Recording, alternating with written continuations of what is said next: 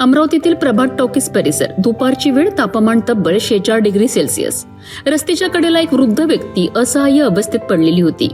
अंगात शक्ती नव्हती, शरीर थरथरत होतं आणि मदतीसाठी जवळ कोणीच नव्हतं.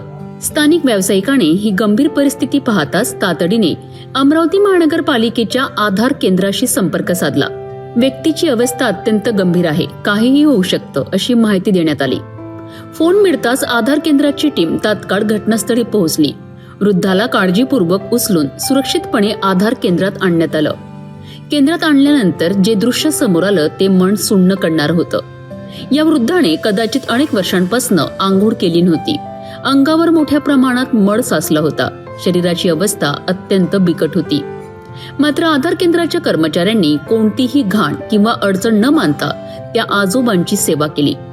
आधार केंद्राचे संचालक राजीव बसवनाथे, व्यवस्थापक ज्योती राठोड यांनी काळजीवाहक रोहित घोंगडे यांनी स्वतः पुढाकार घेत वृद्धाला आंघोळ घातली, स्वच्छ कपडे दिलेत आणि आवश्यक काळजी घेतली.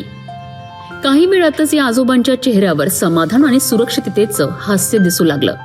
एका फोनमुळे एका निराधार व्यक्तीला आधार मिळाला आणि अमरावती महानगरपालिकेच्या या उपक्रमाने पुन्हा एकदा सिद्ध केलंय की माणुसकी अजूनही जिवंत आहे.